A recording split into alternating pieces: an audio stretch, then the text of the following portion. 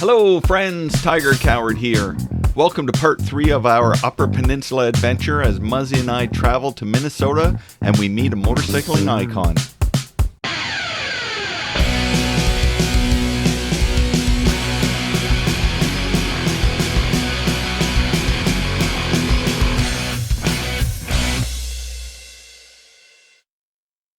Welcome to day 4 of our trip.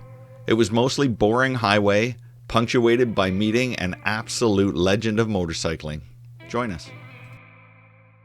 Day 4 had a purpose. Muzzy wanted to go to the Aerostitch factory in Duluth, Minnesota to be custom fitted for a new riding suit.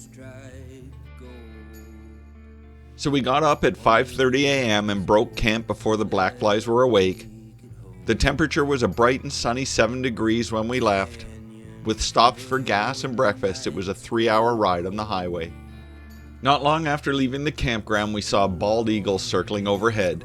This is the 3rd trip in a row with Muzzy that I've seen a bald eagle. That must be a sign. We found the store without incident, and Muzzy was fitted by the super helpful staff. Then they took us on a tour of the factory and gave us some interesting facts about their business. It was all very interesting and very pleasant. On our way out to the bike, something magical happened.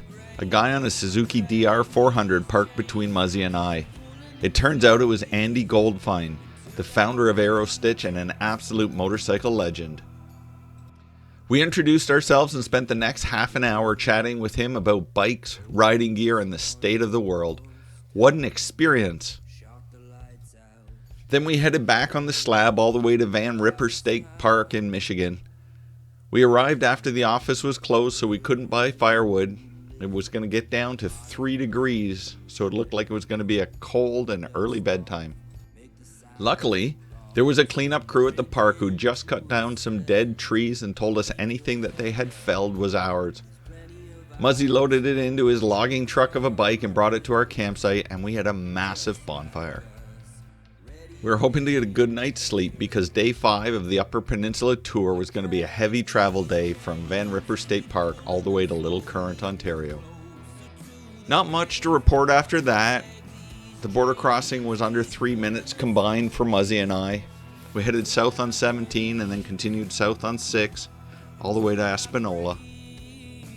We had a great Indian meal at Sukdev in Espanola and headed to Little Current, where we booked a room in the very nice Manitoulin Hotel and Conference Center.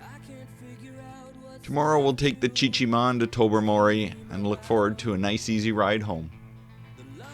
It was a sunny 10 degrees when we left the hotel, and the trip across Manitoulin Island was zenful. We met the ferry on time and had the smoothest crossing ever, and had a peaceful ride down the Bruce Peninsula. In 1 month, Muzzy, Spike, and I will have an epic journey across the Trans-Labrador Highway and through Eastern Canada. Look for us. Go forth with an open mind and, most importantly, an open heart. And remember, self-care is not selfish.